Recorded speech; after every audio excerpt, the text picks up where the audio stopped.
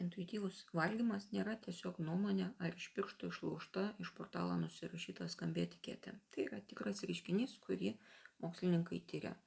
Nors gal taip ir norėtųsi suspausti, bet tai nėra tiesiog valgau, ką noriu, kiek noriu ir kada noriu, kaip galbūt to norėtųsi nuo maisto priklausomiem žmonėm. Tyrimas apie atnaujintą intuityvaus valgymo klausimyną. Šis klausimynas dar nėra pritaikytas Lietuvai, bet tikiu, kad kas nors sveikatos mokslų universitete apie tai tikrai galvoja.